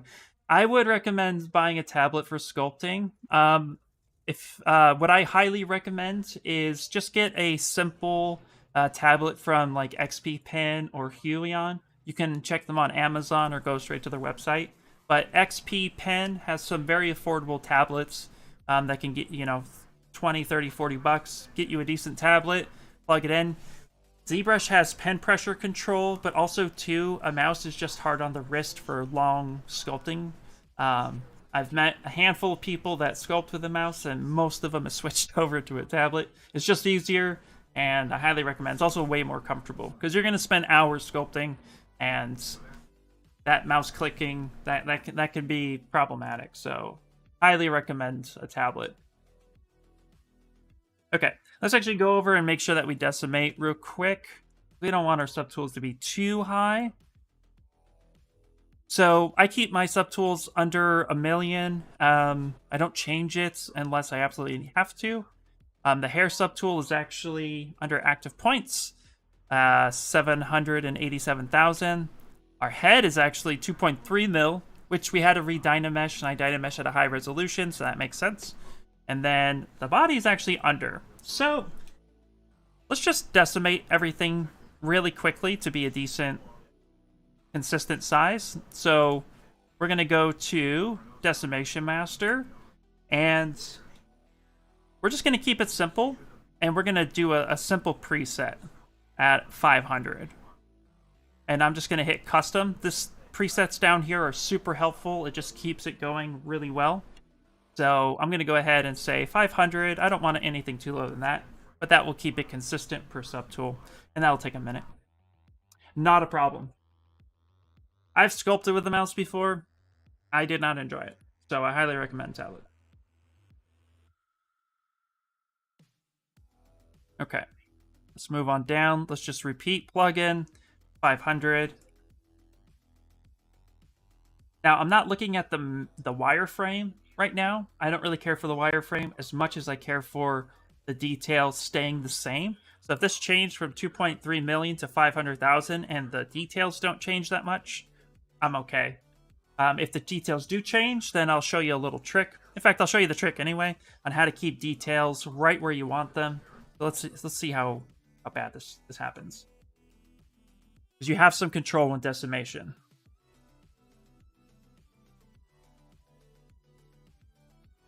And survey says that actually kept the details really well. Cool. Look at that. That just means 500 was pretty. Let's say we had a problem and we wanted to keep the details of the face as best as we could. So let's Control Z, back that up. So this is Dynamesh. What we can do with decimation, which is really nice, is just mask off where you want to keep that detail. Okay? And this is going to help you. So if you have a character that you're trying to print and you want to preserve all the detail in the head or in the face, something like this. I also want some detail kept here. I'm going to mask this area off here because I want that to fit correctly. And some detail down here because I want that to fit correctly. Everywhere else I don't care about. So I'm just going to do a light mask. And now what I'm going to do is, we'll zoom in a bit so you can really see. And we're going to go even lower. Let's just do 250K just to kind of prove a point. But this will help you keep the details of your model as best as possible. So you can go lower with your decimation and still preserve that. Yeah, it's a really cool feature. One of those hidden gems, as we say. So I'll let this think. Your decimation might take longer, by the way, so just let it be patient. When I do work like this, I typically go start brewing a cup of coffee, some tea, go for a walk. You never know. So we're going from 2.3 mil all the way down to 250,000. So now if I take a look, clear my mask, notice the spacing is pretty even on the back of the head. Some stretching here, but now look at the density of certain areas. The stronger the mask, the harder it's going to keep that detail going. But for the most part, that actually helps hold that. And then if I zoom in over here, this is a really good example. So this was before, and this is after. So it really kept that edging, but then it just didn't care about this flat spot because it didn't need to. So this is a really good method for that, and that should work out just fine. I highly recommend doing it. Let's actually look at the top of his head too. Okay, yeah, it kept the edging pretty good, although it randomly did this circle here. But I don't see any mesh issues with that, so that's totally fine. Control Z back a minute. Yeah, I don't see any real issues with that. So cool, whatever, you know.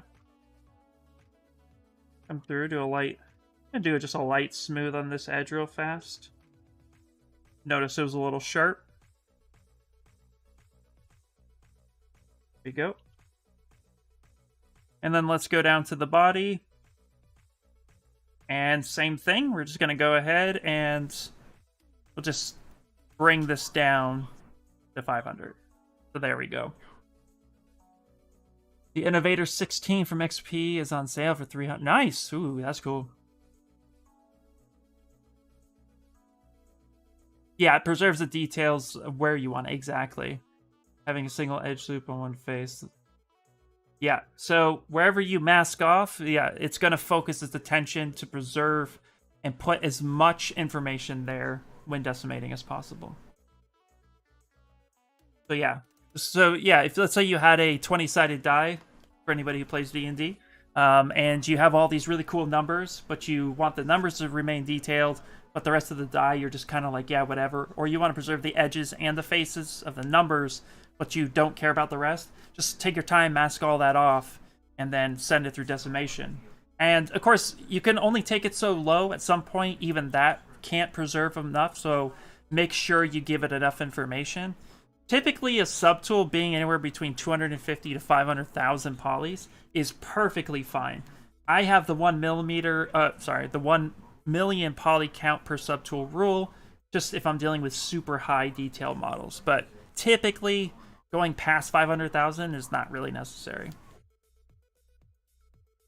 That's really cool, yeah. Yeah, spring is coming. So, okay. So there we go. So actually what we're going to do now is I'm going to... Where are we? Let's resave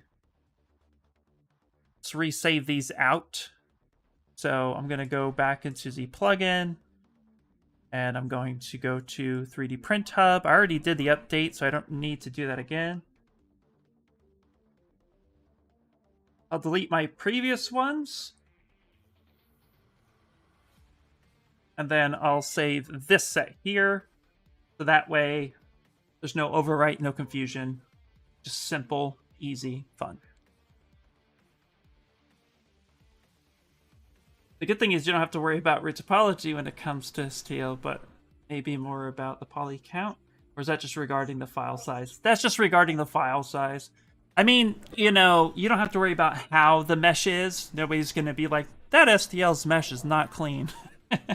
You know, but you don't... Some slicers can't handle super dense topology. So if you have like a 5 million subtool, it's super crisp and clean, and you shove it into Chichu, for example, Chichu might freak out, or it might take like 10 minutes to even think about uploading. So it really is all dependent on what you're trying to do. So just, yeah, the decimation part is to make sure that the file is small enough that most slicers can handle it. And most slicers, I find, handle up to 1 million fairly well.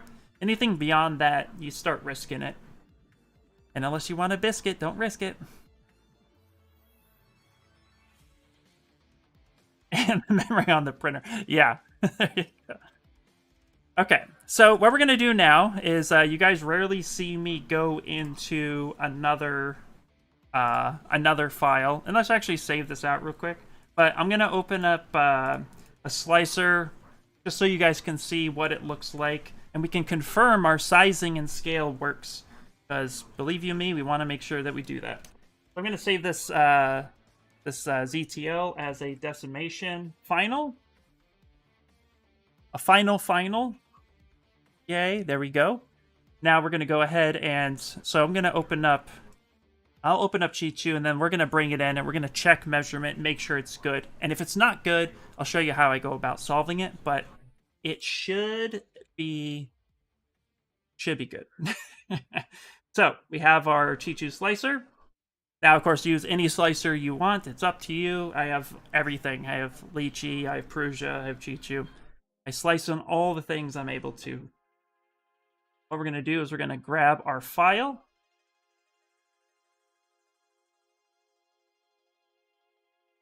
Oop. I have over here, got my STLs. So there's my STLs.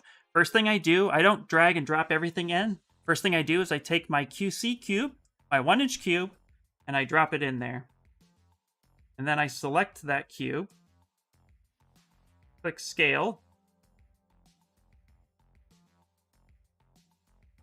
Now that seems a little small.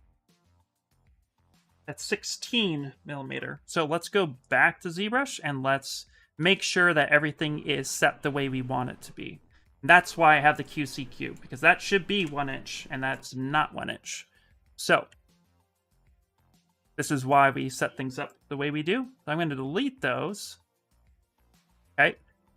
Now we just saved, so what we can do is go through. Now we'll start with 3D Print Hub. We'll update size ratio one more time, and we'll make sure that something just didn't get changed in the process. And then we'll export again, and we'll try that. And if not, then I will use Scale Master and go through. Let's try that one more time. Grab this. There we go. So for some reason, all that seemed to happen was, because right now it says 25.4, so there it is. So just something got lost, so we just went right back to 3D Print Hub, because Scale Master did its thing. So we were good with that, and that's why we use this cube. So now I know the rest of the model should come in here fairly simple. So that's 1 inch, 25.4 millimeter. Perfect. So now I can throw that out, or I can print that, and then I can measure it and see what the shrink radius is. Up to you. But now I can make sure that the rest of my parts come in. And they do. Now they're too big for this printer because we printed it pretty big. So I will probably print this on my FDM printer since I don't have a resin printer at the moment. Makes me sad. But I can also scale this down if I wanted to. Nope, that's 500 in. 50%. So I could scale this down if I need be. And of course, I'd probably print this in about 2 prints. Maybe we do that in 1. But yeah, so there we go. We know that that works, and that's perfect. So go ahead and quit. And that's how you would prep for 3D printing. And it's almost 7 o'clock. Again, I'm going to end it a little early today, which I do appreciate you guys bearing with me. Here. But yes, do you guys have any questions on that? What I'm planning on doing is just throwing this actually in my Discord, and you guys can download it directly if you guys would like it. There you go. Yeah, where am I going to hide him? That's a great question. You know, I have a good spots for sure. Yeah, no problem, no problem. We'll go to 7, so we got about 15 minutes left. Let's actually go ahead and actually print prep 1 inch cube. Let's actually get this prepped up and uploaded. And I'll get you guys a link, and then you guys can have a fun little Pokemon. Boop, boop, boop. Yeah, there you go. Yeah, no problem. I missed the beginning, but I'm going to rewatch. Heck yeah. Yeah. Prepping is fun. And here's the best part, guys. Like, 3D print prepping, there's a bunch of ways to go through it, but what we did today is essentially just a rinse and repeat process for the remaining, components. If you wanted to do the arms, you just do the same thing. When it comes to just keying a model, it's really simple. There's tons of different keys, and we can even cover some more complex keys in the future. But for the most part, this process is always going to be the same. You just have to discover where on your model is the best place to cut it, because, you know, again, you want to hide your seams as much as possible. When you have this little dude sitting on the desk, it's super distracting to see a seam going across someone's chest when it didn't need to be, right? So figuring out how you want to cut it comes with time and experience. So definitely play around, try stuff. Don't be afraid to fail. I failed a lot my first couple years in 3D printing, and I've been 3D printing for about 7 years now. So trust me when I say it takes a bit of time, but the more you do it, the easier it gets. Have I done 3D printing for articulate pieces? I have, actually. I have an example here of a Vegeta head, if you would like to see it. I'll do full screen, and you can see my fun little face. So I have a Vegeta head here. It's FDM 3D, FDM articulated. So let's see if you can zoom in here. But he has a head. Let's see, focus on the Vegeta, not me. So his head rotates, goes up and down, side to side, which is fun. And I have spots for, I've tested for arms and stuff. I haven't printed articulated in a while, but I have a lot of stuff that we could talk about too. So, yes. Articulation is very mathematical. So, well, that'll be definitely more in depth for sure. What does Funko look for in character sculptors? Basically that you are a great sculptor. Funko just looks for talent, as in you can sculpt. If you're applying, big tip here, if you're applying, don't show any pops, because they know what a bad pop looks like. So generally speaking, my portfolio, if you could just sculpt, show that you can use ZBrush, show that you can follow a concept, that's super important. A one-to-one concept. I know there's a lot of you know, original pieces and stuff you can do, but if you can follow a concept and you can have the concept and the model next to each other and show that you can get your model as close to that concept as possible, that will also get you a leg up, because that's primarily what we do. We get a concept from a licensor and they say, hey, this is what we want, and we're like, okay, great, and we sculpt it. So yeah, but I highly recommend, do not have any pops in your portfolio if you're applying at Funko. Just none. None.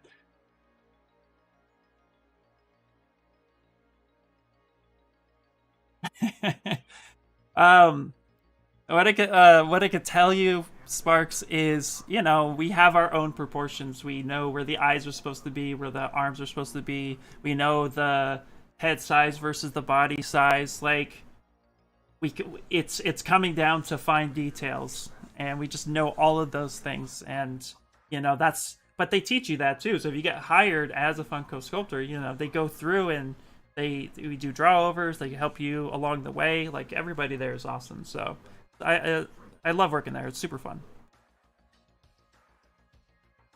Not a portfolio concept, all from head. Yeah, sculpt from concept.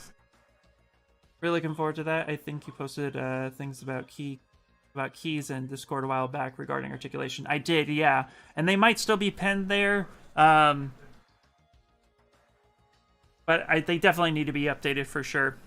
So, okay, let's actually, let me upload this real fast here, and then let me get you guys a link, and then you guys can download from that spot.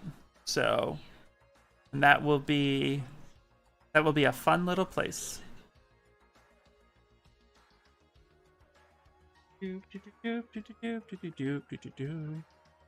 actually,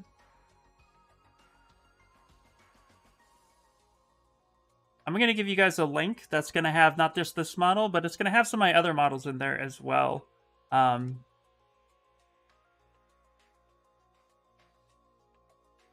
we go.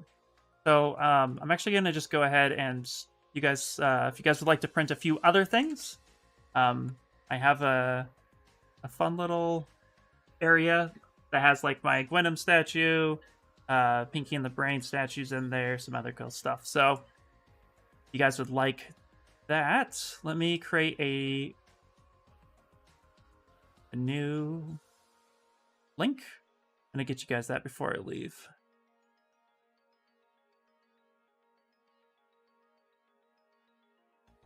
Go.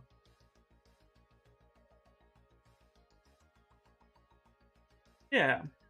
So there's a link to some of my files if you guys would like to 3D print any of them. Those are some of my older files plus this file as well. And then, of course, if you guys would like, again, to join the Discord, check out some of the other models I have uploaded elsewhere. You can find all that stuff there as well. Or just give me a follow, join the Discord, hang out, say hi. It's always fun to have new people come in and hang out, and we learn together, which is awesome. Again, in my Discord, we have a lounge, so feel free to come in, say hi, share your screen if you have a problem. We always have artists there that are super helpful, and each one of them are just awesome and amazing. So, shout out to them. Thank you guys so much. Nice. Let's see. You have a memes channel. Yes, I do. Absolutely. Because memes are fun and super awesome.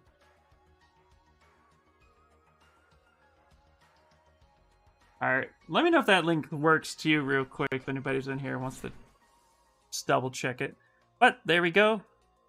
Waxley STL file is zipped and ready for downloading. Sweet! There you go, guys. Awesome, awesome.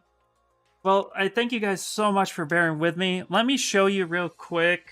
Ken Masters, we're going to continue him next week. He is kind of still in the Valley of the Suck. I hadn't worked on him too well because, actually, little fun if you guys hadn't seen, I was playing with this earlier today, and I think you guys would like this. I actually put it up on my Instagram. This was a fun little conquer pose. Where are we? Marmoset renders. You guys want to check this out? I was working on this a little while ago, and thought this was fun. It was rendered in Marmoset for the final piece, but I just brought him into ZBrush, posed them, and then brought him back out. Awesome. There you guys go. Yeah, no problem. I've uploaded what I'm working on in the work in progress section. Nice, nice. Very cool. So, based on the diorama we worked on, I came up with that, which is super fun. But let me show you Ken Masters real quick, and then we're going to go for the day, but that's what we're going to continue next week. He's still ugly, though, so be kind. Let's see where we got. Where are we going? Boop. Ken Masters sculpt, block out. I didn't want to move too far without you guys, so here he is right now. Still working on cleaning up the anatomy a bit. I want to get him into pose and then finish the anatomy detail there. So we got to get his hair in there the rest of the way. We got to dial his face in. So we're going to be tackling all that next week. And then from there, really getting a dynamic pose from a standing position, because you guys would like to see the reference I'm using for him. We are going to be going for this pose. And what I love about this pose is it's such an S-curve shape. So his pelvis is forward, his back is arched, his head is forward. It's super cool. And we'll even get some, like, of that wind gusts happening. So a lot to do there, but that will be starting again from next week. Oh, I'm on my face cam. No! Then I'll repeat everything I said. Thank you so much. Back! Here we go. So here's Ken in his ugly stage. Thank you so much for the call out. I'm definitely tired today. Okay, so this is where he's at right now. So we're going to get him into pose, like I said before. But this is the pose we're going for. I really love this shape here. You guys are kind. Thank you so much. All right, perfect. Hi from Argentina. Welcome in, welcome in. Okay, guys. Well, we're gonna call it today. I'm just not feeling 100%, so I normally go until 8, but today we're just gonna call it a little quick. So thank you guys so much for hanging out with me. Do you guys have any last minute 3D printing questions before we do wrap up? Because I don't want to miss anyone before we bounce. Yeah, I was gonna ask if it was open lottery. That's really good to know. Yep, absolutely. Cool. Dropout link works. Awesome. Yes, great. Perfect. Yay! You have a slice question? Yeah, go right ahead.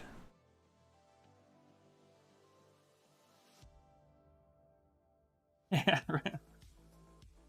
No. Go ahead and ask the question, and then we'll wrap it up from there for sure. Not a problem. That's what I'm here for. I love answering your guys' question. Thanks, man. Appreciate it. Thank you, B. I feel better and get some rest. Thanks for the stream. Hope you feel better. Yep. Thank you guys so much. Well, let's take this last question. Boom. Boom. Let's go back to Quaxley for a little bit. He's just adorable.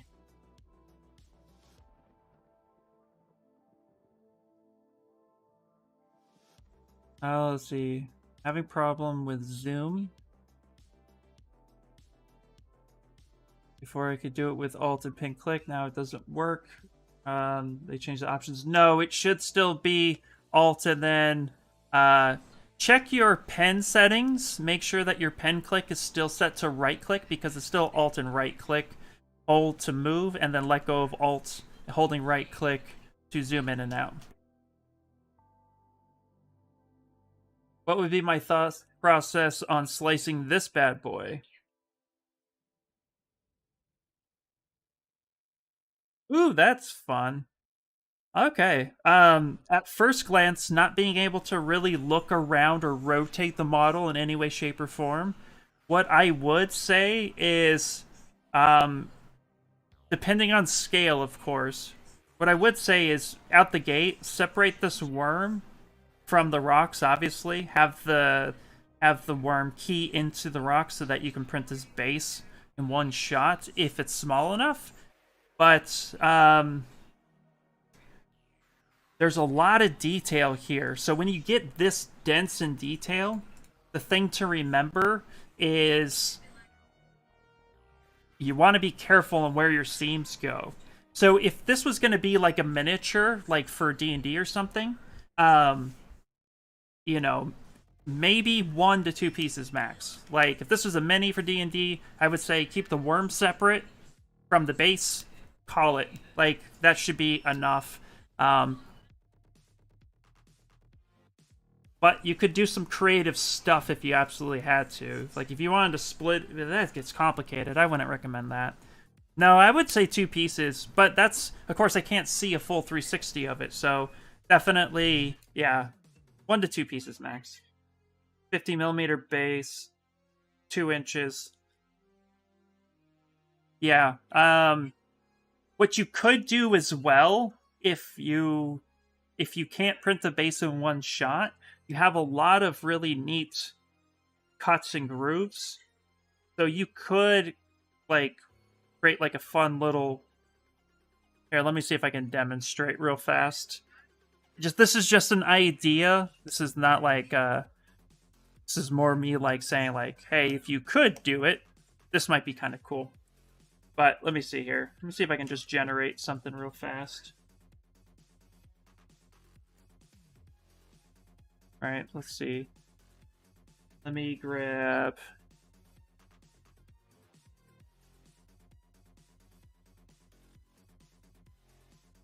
Like, what's cool is you have, like, rocks next to each other. This is probably the worst example on the planet, but bear with me here. Right, you have little stuff like this. So what you could do with something like this, if you wanted to, you could separate these two by just, like, using slice curve. So go to slice curve, turn on your wireframe, and you could actually, like, kind of slice in here like this if you wanted to, create like a fun little cut. And separate these 2 pieces out. maybe come in and Dynamesh at a high resolution. Try not to break the internet, Ian. But then you can Dynamesh with groups on. That will separate your parts from each other, but you would want to clean that up. So that's one way to do it, but yeah, that gets a little complicated pretty quickly. So it's just an idea. I would play around with that stuff, but if possible, again, just try to keep. I would say try to keep it. Actually, something else you could do. Let me go to full screen on my face here. Oop. So I have my Darth Grogu model I printed here. Still have them separate. And one of the things that I did was I actually keyed the rocks. So actually, here's a rock separate from the base. So I made sure that I can print a smaller section of it, and then the rocks I can actually just end up connecting those back together like that. So that's another method. To do a cut like that, you just kind of, again, you just live boolean the rock to the base, add a key, just like I showed you earlier, just with the rock itself. Sometimes you can get really creative. Just play around, try some stuff. Yep, exactly. But yeah, just try some other stuff and just see what you can get. Yeah, not a problem. But this is really cool. Like, that's super fun. So good job. Cool. All right, guys. So that's going to be it for the night. Hello, Metal Gear. I'm actually ending a little early today. I'm just not feeling well. But thank you guys for hanging out with me. We're going to go over, if you have any more 3D printing questions regarding what we did today, feel free to ask in the Discord or ask in the comment sections down below. If anybody's rewatching this and you get to the end, tag me in the prints. If you print out my Quaxley and you want to showcase it, you could just tag me on Instagram, Twitter, at IRSculpts. It'd be fun to see that. And yeah, hopefully this answered a lot of questions. And next week we'll go back to sculpting Ken Masters, which will be a lot of fun. Reminds me of the MTG card. Oh, nice. All right. Well, you guys have a lovely Sunday, and I'm gonna go take an aspirin and get some dinner. So I will talk to you guys later, and see you next time. Bye.